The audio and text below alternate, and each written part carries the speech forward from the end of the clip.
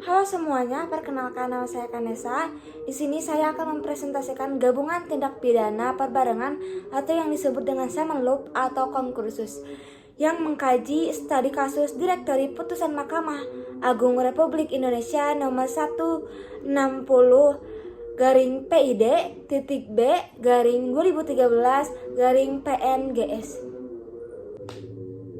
Concursus atau Common Law merupakan istilah kata dalam bahasa Belanda yang diterjemahkan ke dalam bahasa Indonesia yaitu perbarengan tindak pidana. Concursus yaitu seseorang dengan satu atau beberapa perbuatan mengakibatkan beberapa peraturan pidana yang dilanggar, di mana hakim belum pernah memutuskan satupun di antaranya dan putusan hakim terhadap tindak pidana yang dilakukan seorang itu akan terjadi serempak.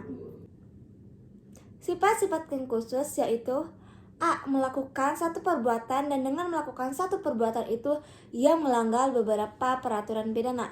B. Seseorang melakukan beberapa perbuatan dan tiap-tiap perbuatan itu merupakan tindak pidana yang berdiri sendiri. Syarat-syarat yang harus dipenuhi untuk dapat dinyatakan adanya perbarengan adalah: yang pertama, ada dua atau lebih tindak pidana yang dilakukan. Yang kedua, bahwa dua atau lebih tindak pidana tersebut dilakukan oleh satu orang atau dua orang dalam hal pernyataan. Yang ketiga, bahwa dua atau lebih tindak pidana tersebut belum ada yang diadili. Dan yang keempat, bahwa dua atau lebih tindak pidana tersebut akan diadili sekaligus. Salah satu contoh kasus Common Law yaitu pada tanggal 13 Maret 2013, tepatnya di Kabupaten Nias Barat, di mana si terdakwa yang sedang mencari bibit karet melihat si korban yang baru pulang sekolah lalu menghampiri si korban. Setelah itu, si terdakwa memaksa si korban untuk ikut ke semak-semak. Ia juga mengancam si korban jika melakukan pemberontakan maka si korban akan dibunuh. Setelah di semak-semak, si terdakwa melakukan beberapa kekerasan dan melakukan pemerkosaan.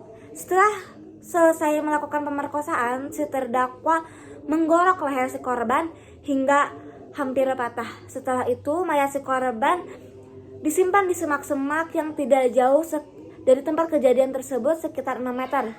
Setelah itu, untuk menutupi jasad si korban, si terdakwa menutupinya dengan pelapah pinang.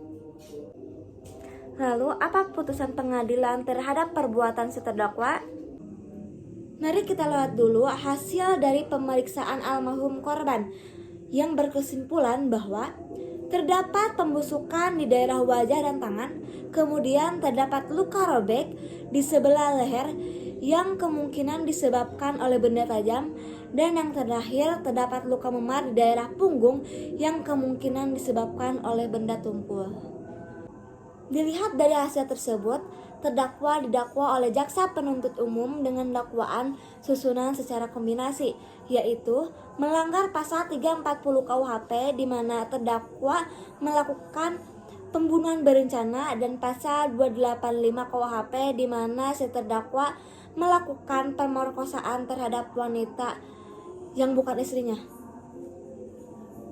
Menimbang bahwa dari uraian fakta hukum tersebut di atas, majelis hakim mengetahui bahwa terdakwa dengan kekerasan atau ancaman kekerasan memaksa perempuan yang bukan istrinya bersetubuh, sehingga menurut majelis hakim unsur ini telah terpenuhi secara hukum, maka terdakwa telah terbukti secara sah dan meyakinkan melakukan tindak pidana pembunuhan dan pemerkosaan. Oleh karena itu, terdakwa harus dinyatakan bersalah dan pantas dijatuhi hukuman yang setimpal dengan perbuatannya. Hal-hal yang memberatkan terdakwa adalah perbuatan terdakwa meresahkan masyarakat. Kemudian, korban masih tergolong anak-anak dan masih duduk di bangku sekolah. Dan yang terakhir, perbuatan terdakwa sangat tidak manusiawi.